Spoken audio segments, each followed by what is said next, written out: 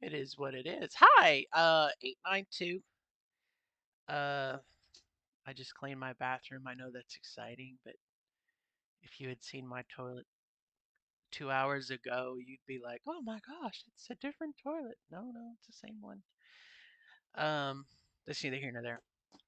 Yeah, I kind of want to talk about something today that I thought about last night, which is kind of a timeline. I've made mention, I think, in the last video that I've been in training the last 8 to 10 weeks, and it's all women, all women. We're all women in the class, and most of my bosses, I think, out of our 6 bosses, 2 supervisors, and 1 director, they're all women except for one person. There's one guy on the team. So, I mean, I probably will be working like a team of 60 people, let's say. 59 of them are women. So, anyway, um, and a customer service call center, basically, virtually at home. And, you know, I like to think that no one virtually here looks at me. Um, there's no clues to how big I am. I'm 6 foot tall. Hell, I'm probably close to 400 pounds now. Um, I'm a growing girl. Um, my my voice can be deeper if I wanted to. But it's like we've never met. They don't, you know what I mean? Like there's no frame of reference for how big I am. Okay. Um, we've met only over Zoom for the last 10 weeks. Okay. So anyway, it doesn't matter. And this is my own inner demons. Okay.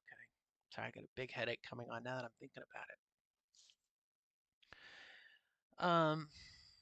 But it's they've been very, okay, girls, here's what we're gonna do today. Okay, ladies, how are you? Da da da da da. And yesterday in the conversation was 2 women, Hazel and I can't think of the last one. We're gonna call her Donna. And the three of us were kind of talking. We had like 10 minutes between classes. We were working like in a 3-person group with a seasoned person who could kind of help us out and whatnot. And you know, we were sharing somewhat about Christmas and family and everything else. And you know, it, there was times in the conversation that I didn't feel part of the club, you know. And I guess I kind of wanted to I have a little prop here I'm going to use, but I guess I got to okay, so if we're born, this timeline represents our lives, okay? So, and I'm going to mess up my directions here. So anyway, so when we're born, this is a cis girl and this is a trans girl, okay? This first period, this is like the little baby toddler period. Um, we don't really, I mean, unless you're really good at memory or something really happened to you that you're gonna remember. We probably are not gonna remember the first time we walked, the first time we ate solid food instead of mashed peas. Okay, I mean, there's just some things that yes, society is going to remember. If our family took pictures or whatnot, it's her first step. Okay, um, and obviously you're going to be dressed accordingly to how your parents, kind of your gender by your parents. Okay, sexual. Da, da, da, da. But for that period of time, I mean, for both of us, it's not really going to stick with you. You know what I mean? There comes a time when you start to my earliest remember. I can remember my earliest memory is being put in my. I do remember being put in a crib. Um, and I can remember my mom or someone watching me till I fell asleep, and that's probably like my earliest memory. And then I can remember things like staying home with my mom before I started kindergarten. So there's definitely a memory. There's a space where we start to remember. Okay, but as far as an adult, okay, um, this period. Sorry, everything's reversed. This period of time is really kind of not something that really sticks with us. I got to get this right. And then as we kind of go into what I'm going to call early childhood, this line here, um, you know, it is a little different, boy versus girl. Okay. And then your teenage years, your young person, young adult, 20, 18, 19, 20, and then kind of this, 20s and your 30s, and then 40s, 50s, 60s, blah blah blah blah blah blah. Okay, so this is a cis gal. There's definite periods of time, okay, things that happen in a storybook fantasy, ideal world.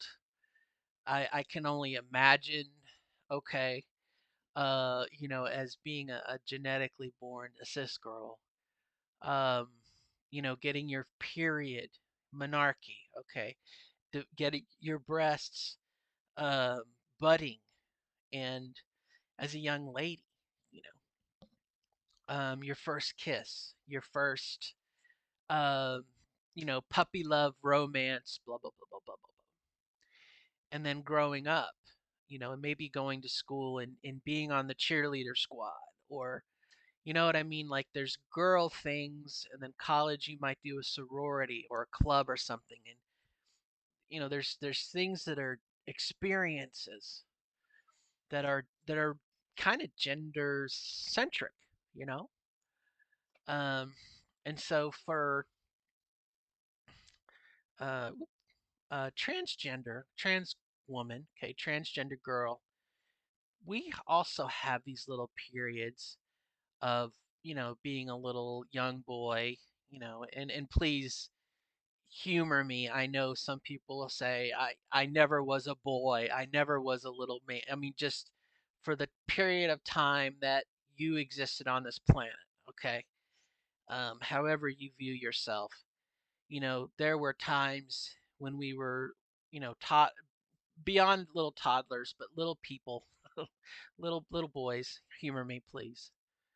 Um, and then middle school and growing up, being teenager, young adult, young man, and so forth. Same kind of analogy.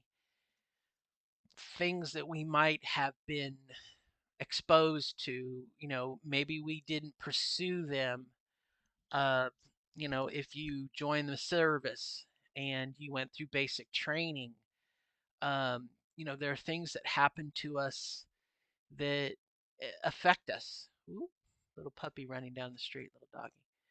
Um, and we again we experience, we're molded, we are exposed to people and their prejudices and training and conditionings, all of our things we get exposed to.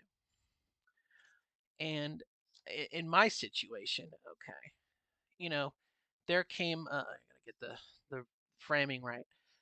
There came a time in my middle age. I transitioned when I was like 42, I think. Um, where we try to merge into what would be the cis.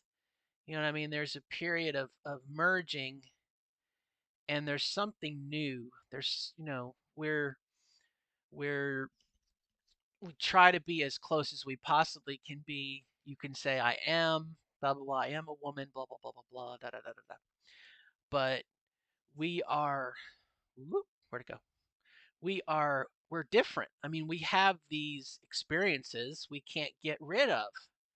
You know, whether we lived as young men or we were pressured to do things that other young men and young women, young boys did, and maybe we didn't want to do them. We didn't feel like they were part of what we did, or hell, I mean, I played, I still would play with GI Joes, if I could. Things that in our society were stereotypically okay.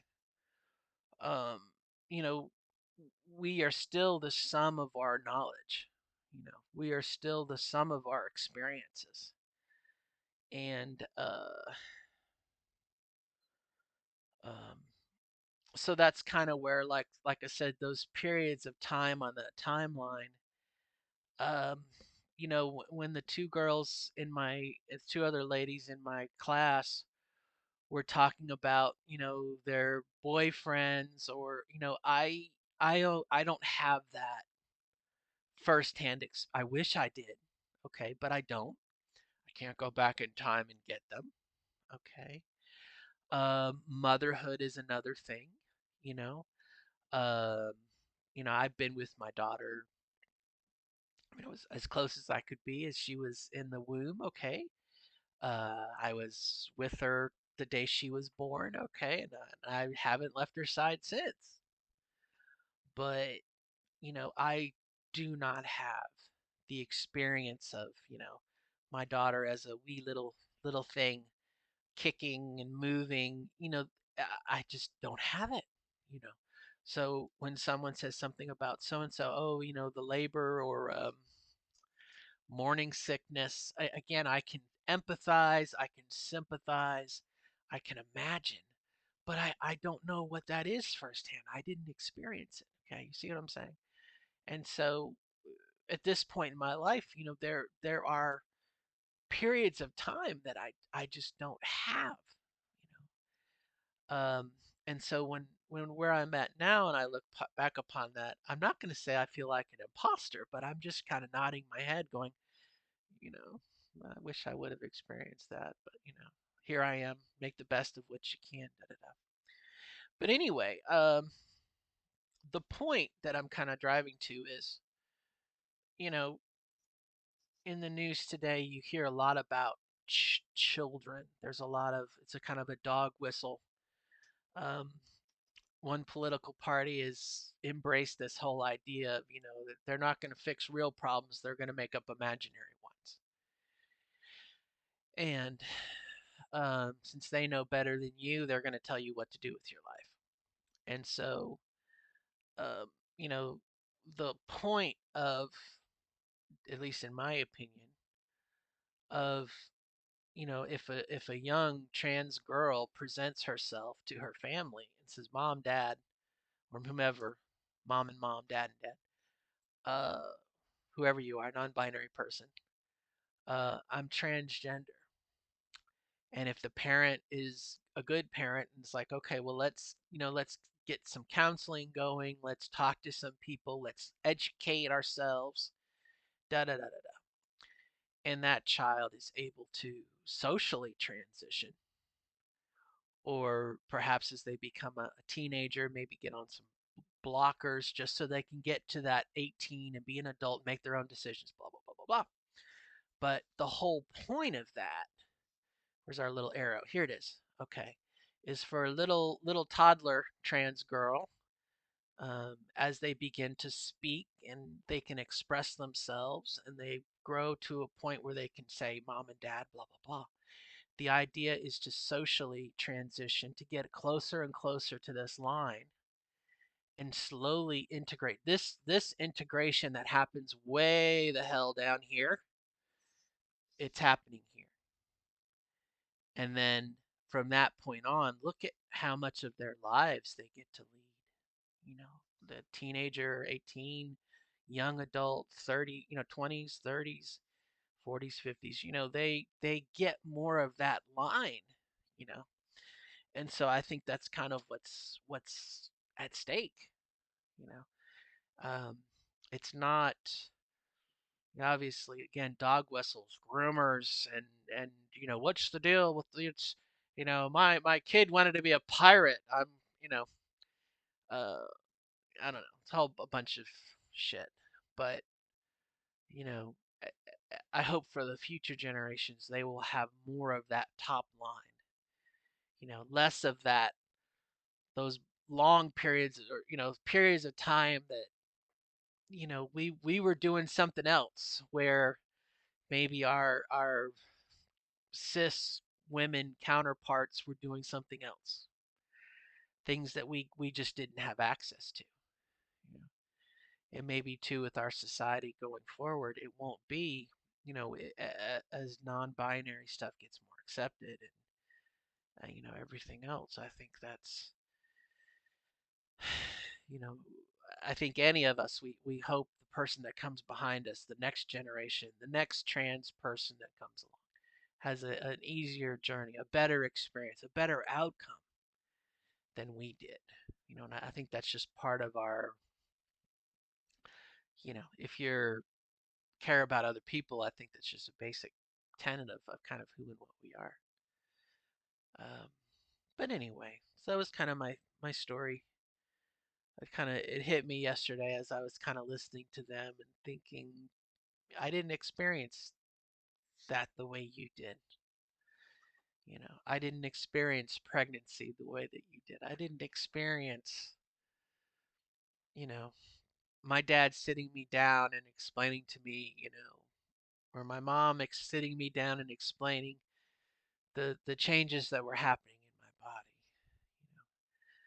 in my body. And I made mention of this too with my mom's mom, my grandmother, okay, my grandmother, my mom, and my sister, and even my niece when I was before I transitioned. I can remember visiting a Christmas, and I guess it comes back because it's Christmas time now, and memories pop out of the woodwork. But how I wanted to be in their conversations. I wanted to be a part of their world, but because of my physical appearance and who they thought I wasn't welcome. You know, it's the kind of thing someone walks over and everyone gets kind of quiet and they wait for you to leave. Um, that inner secret society of women that we just didn't have access to. And like I said, there's those periods of time in my life that I'm not going to say they're wasted, but I have nothing to show for it. Um, you know, I I got decorated. Okay, when I was in the Air Force, got medals and shit, and I mean, I was acknowledged for my service and things that uh, you know I guess the only equivalent I can think of is your Scout merit badge, your merit badge sash. The bars you see on uniforms, a little. And do you think I really want? I'm not going to put that on my resume. I don't. It's not a part of my life that I want to relive. Okay, I want to, you know, but someone who, like I said, if I was cis, then I would have other things that I could talk about and oh, in Girl Scouting, da da da da da, or in my sorority, we did blah blah blah blah blah. So I don't know. Maybe what for my experience, there are periods in my life that you know they're blank or things that just not necessarily to be deleted, but things you fast forward over, you skip over. You know.